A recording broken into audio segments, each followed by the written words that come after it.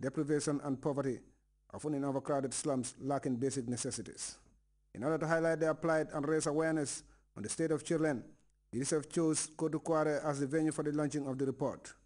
The launching ceremony attracted government ministers, mayors, members of the United Nations system in the Gambia, and a cross-section of the community of Kotu Kware.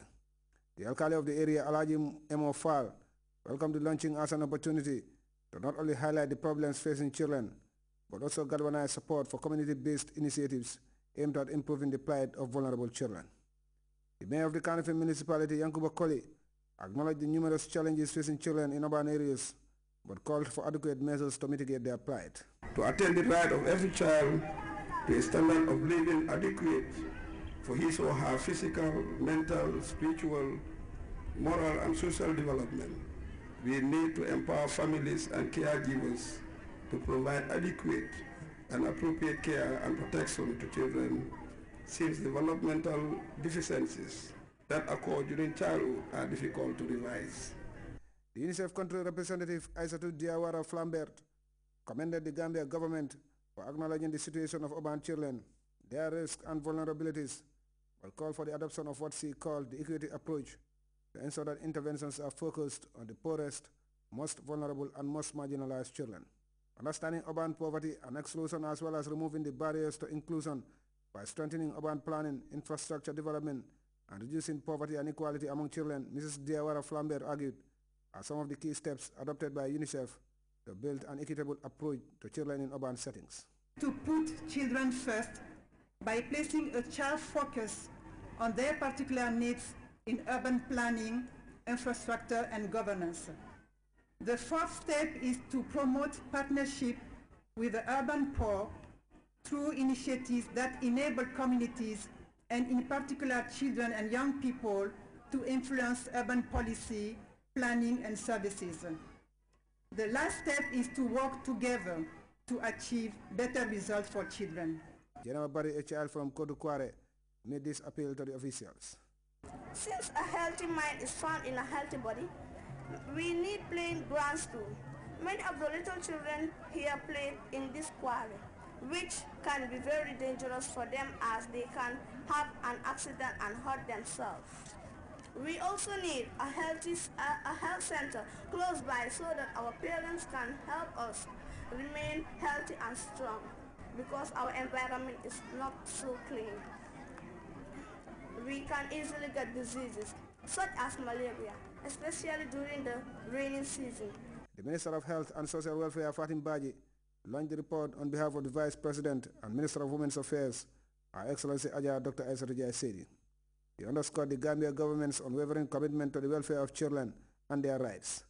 The Health Minister also said that government has made tremendous strides towards the achievement of the Millennium Development Goals and called on development partners, communities and parents to work together to achieve a desirable world for our children. In the Gambia, our commitment to the MDGs is not only in doubt, but we have provided benchmarks with all our development endeavors and partners. They have been integrated in our poverty reduction strategy paper, the PRSP, and now today in the PAGE, which is our national development and emphasizes our national strategic plan. The 2012 report takes into account the millions of children living in urban areas where many of them are left practically invisible and excluded from urban services. The report paints a scary picture of the future of children living in these urban areas, who account for about 60% of the increase in the urban population in Africa. Mamadou Diallo, GRTS. The National Communication Framework on Climate Change is being validated for the second time. The outline contains strategies designed to help mitigate the impact of climate change in line with Article 4 and 12 of the United Nations Climate Change Convention. Samuel Barr has more on the interface, spearheaded by the Department of Water Resources. The consultative meeting organized by the Department of Water Resources also brought together relevant development partners to validate the Gambia's second draft document on climate change in fulfillment of the United Nations Framework on Climate Change Convention. Article 4 and 5 of the Convention calls on state parties to report on the steps taken or envisaged for the successful implementation of the Convention. The National Communications document will therefore outline the emissions of greenhouse gases from major economic sectors and activities of the country, while developing reasonable climate change in situations for assessment of potential impacts on key sectors of the economy. The potential impact of climate change on crop production, forestry, fisheries, greenland, and livestock have been assessed in great details. Most of the impacts are negative and the population are vulnerable. The national communication also contains measures and a strategy to mitigate the concentration of greenhouse gas based on NAMA document and adapt to the negative impacts of climate change. Dr. Momodu Njai is the project consultant. He believes that the work they have tasked themselves is the result of the expertise and experiences of individuals and several institutions, which will be subjected to crucial tests for its acceptability. We are looking at an information report because the second national communication is nothing but an information report from the Gambia government to the community of governments who subscribe to UNFCCC. It's a peer review mechanism. So it's an information report that blends general information on implementation of the convention and technical assessments. The Gambia is one country in the sub-region that is fully committed to the adaptation and mitigation effects of climate change as enshrined in the current national development strategies. The integration of the climate change strategies in the programs for accelerated growth and employment according to Permanent Secretary Sonko is one such strive by the government under the dynamic leadership of President Jammeh. The preparation of the second national communication of the Gambia is based on the revised guidelines agreed by parties in New Delhi in COP8 in 2002. Mr. Chairman, distinguished ladies and gentlemen, the government of the Gambia, under the visionary leadership of His Excellency, Sheikh Professor Alaji Dr. Yaya AJJ Jammeh, has been very committed to tackling the effects of climate change. This was first manifested in the establishment of the National Climate Change Committee in 1992.